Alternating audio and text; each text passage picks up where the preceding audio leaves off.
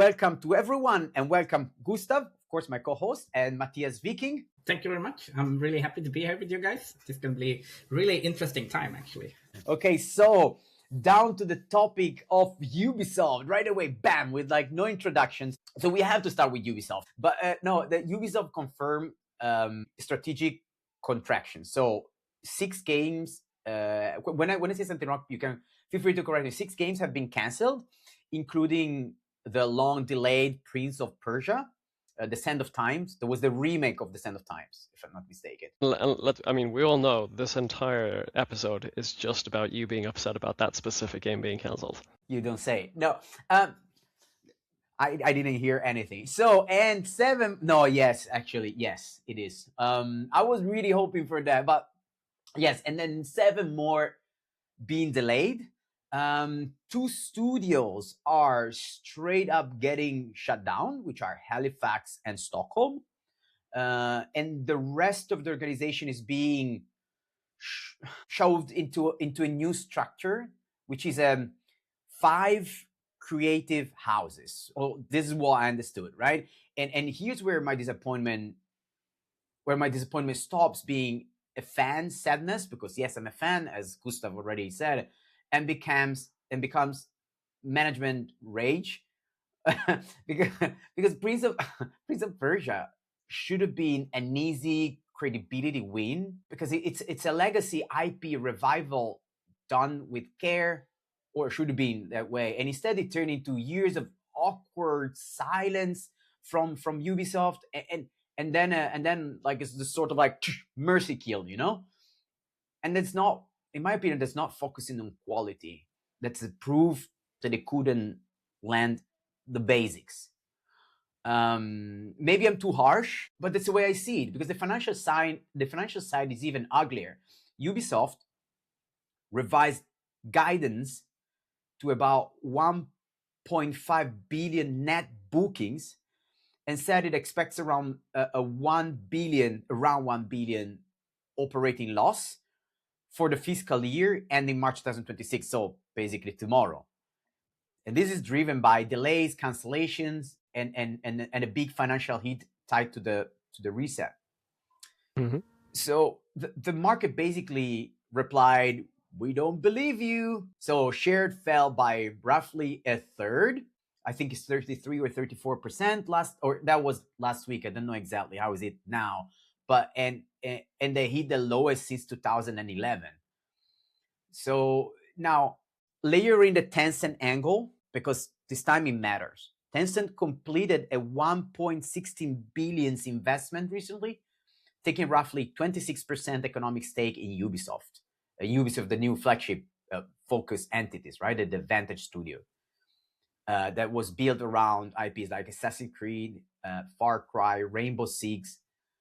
So all this officially, Ubisoft is selling this as raise quality, reduce risk, concentrate on fewer, higher impact bets. Sure, but the vibe is not creative renaissance or renaissance. It's portfolio triage. Yeah, but I think it's worth flagging that this is a company that needs to deliver return on investment, and looking across what they have, they see these big franchises that are current. Prince of Persia is a great franchise that I love as well, but it's not current. A lot of gamers today will not be familiar with it. It'll be a nostalgia play. Same thing with Beyond Good and Evil 2, which I can't even remember how long that's been in production. But they still have it. That's the weird thing. Yeah. But I'm not gonna say it's weird. I'm glad they're still keeping it, but yeah. But I mean, and they're kind of this strategy to shift towards a kind of platform, a portfolio of platforms instead, where they want to drive live service revenue off of their biggest brands, as opposed to having too many different projects. That also makes it difficult to stay on top of what's going on in all the different projects. Yeah. When we said we're going to talk about Ubisoft today, and like my first question to you guys would be like, are you surprised? No. because this was not a surprise for anyone, and I'm almost seeing similar things gonna happen with other bigger studios. But coming back to what's happening now is that I like to put on my more positive hat in this, and kind of looking at it, that I believe, and what I really want to believe, that it's why they're putting down Prince of Persia is because there's no champion for it. Like all the great franchise, all the great games need to have a really really good champion for something. And when you need to adjust an organization, or you need to slim an organization, you need to look where is your champions, who can champion a franchise, etc., etc. And maybe, like looking at Prince of Persia, for example, there were no really good champion that could pick it up, continue deliver on what's the expectation, because the expectation is going to be even higher now with all the things that's happening. And yeah, and I think that's the key. For a remake, it's a remake, but you shouldn't just do the remake if there's no long-term plans. Like you need a champion to make it a like long and sustainable franchise, not just one game and then let it die again. So I don't know. Maybe I'm very far off now, but I'm thinking in those lines. No, but I mean, it could be. I could easily see something. If we continue with Prince of Persia, Sands of Time, I could absolutely see it going down in the way that at some point somebody in the business side of Ubisoft says, "Look, we got this great old franchise. We should reboot it. We should bring that back. We should do something with it." And then they kick off a team to start working on a game. And eventually they've started churning lots and lots of resources, started burning lots and lots of resources on creating this new remastered or remade Prince of Persia: Sands of Time. But after a long time, they finally kind of realized that this game was made based on a business decision to make a game on this interesting franchise. It wasn't based on having somebody who had a passion for the product. There was no, like Matthias was saying, there was no sort of champion for the product. It just kind of ended up being made because it made sense to make it. And maybe they didn't realize it until now when they started looking across, if we're going to try to cut down and we're going to try to focus on fewer projects and really make sure those projects pop, where do we have to remove? Could be that simple. And maybe Beyond Good and Evil still has a massive champion or a bunch of champions. Can I ask you two guys something? Because you guys are more into publishing than I am. So publishing, development, all that. And for me, what you just said, Gustav, it's a little bit just, I don't know, it just doesn't make sense. Not what you said. It doesn't make sense to me that such a big company, organization like Ubisoft, and then it's up to you to explain to me how the fuck that has happened. You go on such an IP, you decide to make a remake, there are going to be expectations, and then like 3 years later, 4 years later, X years later, it turns out that, we don't have a good enough champion. How does it happen? Because I don't know, right? Like there's no planning, there's no leadership. No, there was planning. So if we assume for the fun of it that is the case, inertia. There was absolutely a plan, and there was a pitch, but it was somebody's job to make that pitch. Somewhere along the line, like if you work in a hierarchy, and your boss tells you to do something, then you go do that thing. So somebody says, "Hey, wouldn't it be a great idea with a Prince of Persia remake?" Yeah, sure, that would be a great idea. Cool, go make a pitch for it. Okay. Yes, sir, I will go make a pitch for it. And here's a perfect P&L saying, like, if we release it within 4 or 5 years with this budget, we're going to sell 5x, most likely. And then things booms, and the company losing money, and it drags out, and suddenly it's closer to a break-even thing. And the guy who made the pitch first, who was kind of the champion on the business side, he's at another company now. So now when they're having their... Or he was never a champion. He was just doing his job. Oh, yeah, maybe. So, he, she, whatever. and the funniest part, sorry. I'm going to say, as soon as a game, I'm back to this champion thing.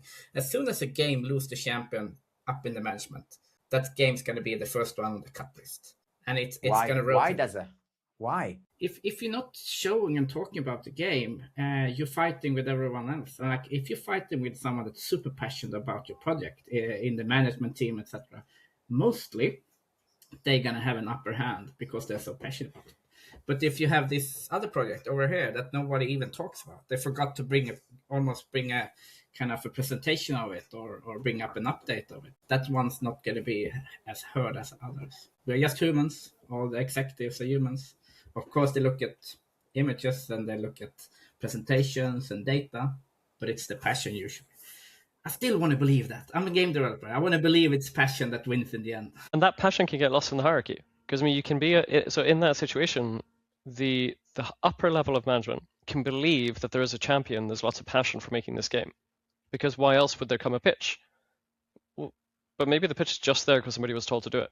And now you have 40, 50, 100, 200, 500 people working on something. They're just doing their jobs. And nobody is kind of carrying the banner for it. They're just doing what they're told. They're doing their jobs. But management believes they're doing it because they're burning for it. They believe in it. They desperately want to make this game. But if there's not enough communication and not enough open and honest communication, that you can believe that for a long time before you eventually, when you start digging into it and trying to figure out, how is this project really doing? Like, what do we think? How are people feeling about it? And then suddenly you realize that, holy shit, nobody actually believes in this. Yeah, but this again, we don't know if this is what happened with Prince of Persia specifically, but it's an example of the kind of thing that absolutely happens. What I can understand what you guys are trying to explain to this idiot right here is that we're still talking about Prince of Persia. We're not talking about, like, I don't know. I don't want to say any other title, but it's not just like a random game or a good game. It's an iconic game. How is that you need a champion and like higher management, doesn't, hey, what about Prince of Persia? We should definitely put our best people on it because people are waiting for it. We're going to make like lots of money because people are going to buy it. People working on it were probably super talented, great people. Yeah. But maybe they love Assassin's Creed or Far Cry or Beyond Good and Evil or one of the many other great games that have come out of Ubisoft at different points in time. Maybe they like Prince of Persia, but it's not their number one. Okay. It's just like down to that. Okay. Yeah. And I can also kind of imagine these executive meetings where they are like looking at the business cases game by game by game by game. And eventually there's some other games that when they look at those games, like, oh, this is a 10 to 15 years franchise. It's going to make us profit for the coming 15 years. Here's Prince of Persia remake. It's going to be one game, releasing it, and then what? So when you're looking long-term business plan-wise, like, oh, it's falling down to like, and eventually unfortunately, there were like a cut, like this, below this is where we're cutting all the projects, and it was one of them. It basically comes down to we can spend $10 million a year on this game that'll be a one-time revenue source if it does well. Or we can take those $10 million a year and put it into a bigger franchise with a live service model that will generate revenue for the next 20 years. If you can pick one to put that $10 million a year into, as a business, especially one on the stock exchange and with investors who want ROI, the choice that you have to make there is obvious. Yes, it's still on the Ubisoft thing, but it's shifting more on the business side of like, you kind of convinced me, I have to say. Good job. And it's a little bit sad. I mean, you convinced me, but it's a little bit sad. There should be some, I don't know, I don't have the magic solution, but there should be something else in place where, there shouldn't be this big gap between like the champion and higher management. There should be something more of a common. I don't see such a problem in smaller companies, for example, and tell me if I'm right or wrong. So I don't see that happening as much. When there is like one or two games, it's easier to the whole company pushes for those two. But when you start having 4 or 5 IPs and side things, side questions, then it starts getting diluted. The attention that everyone has is diluted, and therefore, like, oh, what about that one, right? Matthias was saying before, oh, what about that other game? Oh yeah, I almost forgot, right? It's like, okay.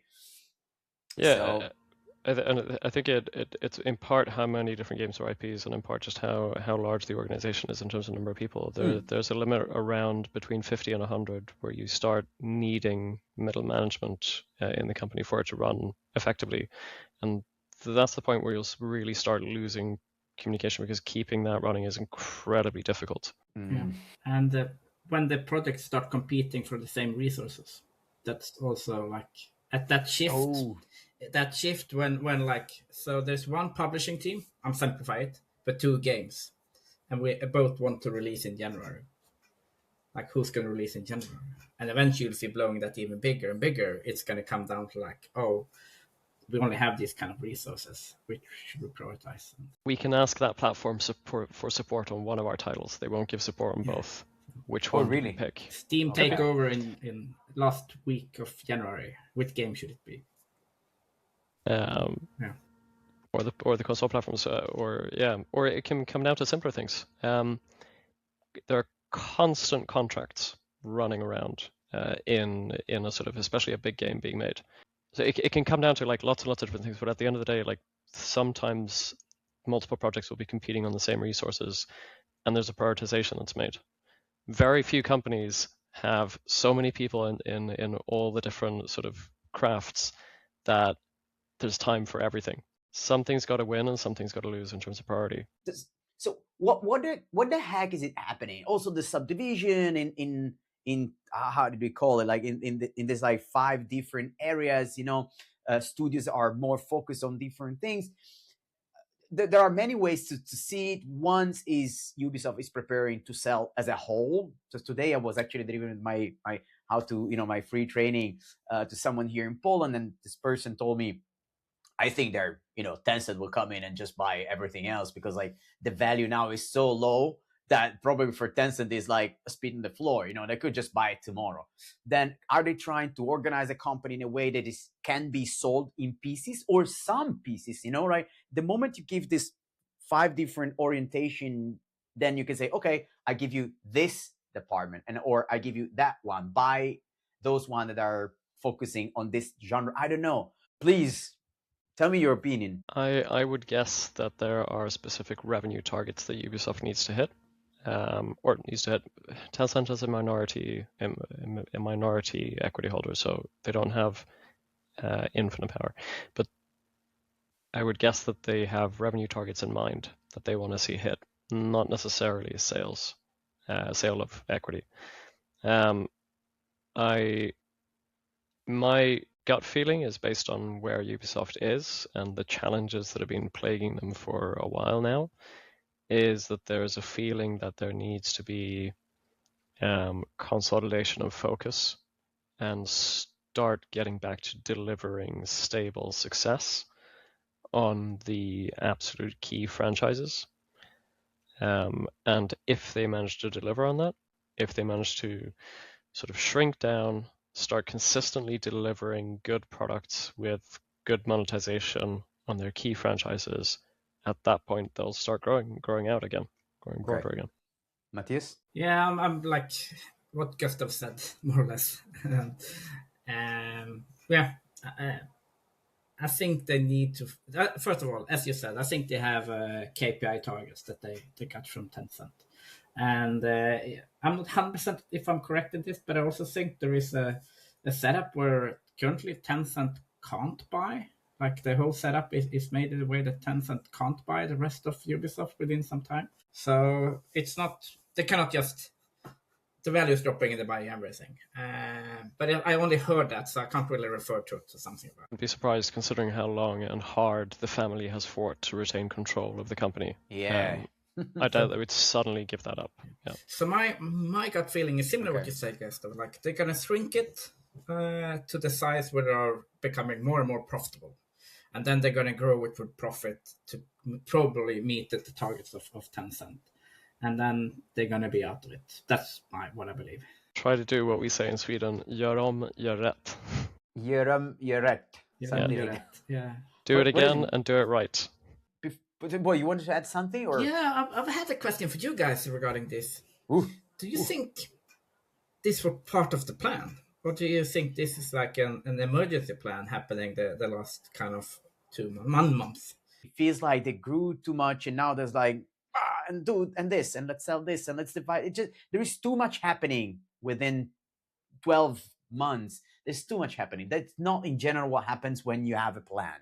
you do things like that a little bit earlier, softer, milder, better for people if you care about people. If you don't care about people, I don't know.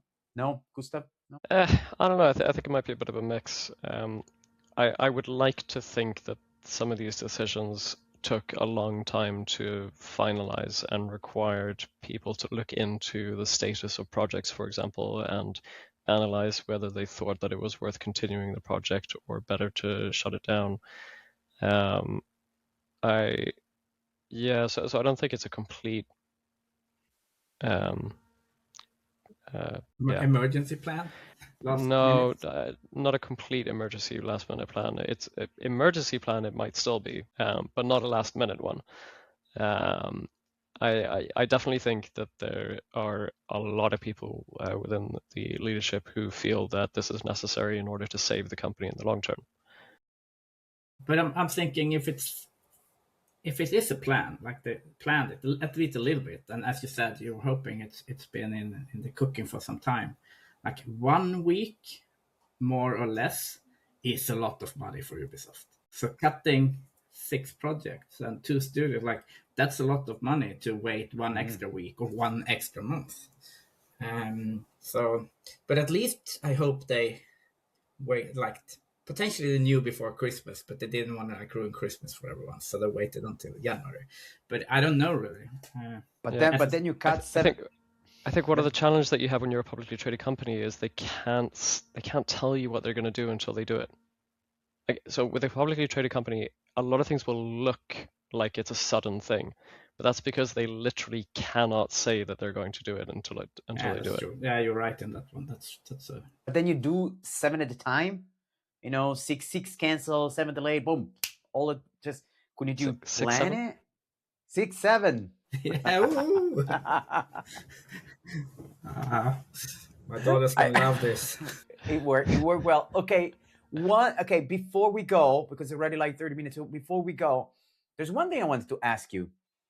How grim is the situation out there in Sweden currently with work? Because now Ubisoft closing Ubisoft Stockholm. Actually, there are a couple of people that I knew out there that probably they're looking for a job, and considering how many layoffs there have been in the last 6 months, one after another. How's the situation? And since you guys also recently landed like 2 new jobs, I think Matthias, you're now the CEO of Winterkeep Interactive. Yeah, that's correct. Right, and you, Gustav, you went to be a publishing person. At Coffee Stain. At Coffee Stain, right? So how's the situation out there with work and people looking for work? How dire?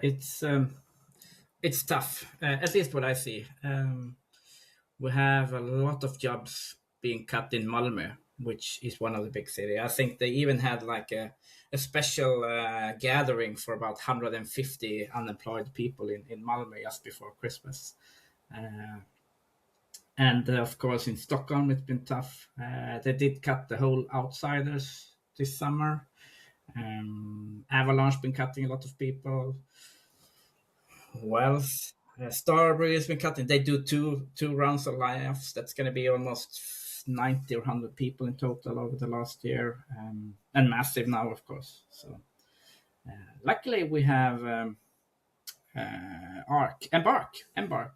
They're doing really, really well, of course, and they're picking up some talents. And of course, there's a lot of new smaller studios that are gathering and starting up. So, but it's still tough. I have a lot of friends reaching out and like telling me they're looking for something. And it's getting, for some of them, it's getting really tough. I have a friend I'm in touch with who he's been trying to find something now for 8 months, I think. Nothing. And it's skilled people. It's nothing with skills to do anymore. Like some time ago it was skills, but now it has nothing to do with even experience. Skills, experience doesn't matter.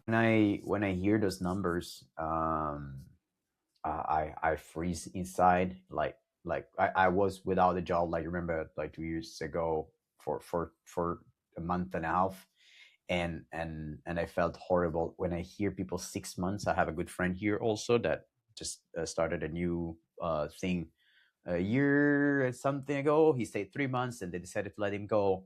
and I've been looking for something for 6 months, and I think like, anyway, the only thing I can say, when anyone is watching this, really, I don't know how much the three of us can do. If you feel like reaching out, at least in me, you always find someone who's gonna listen and try to see if I know someone.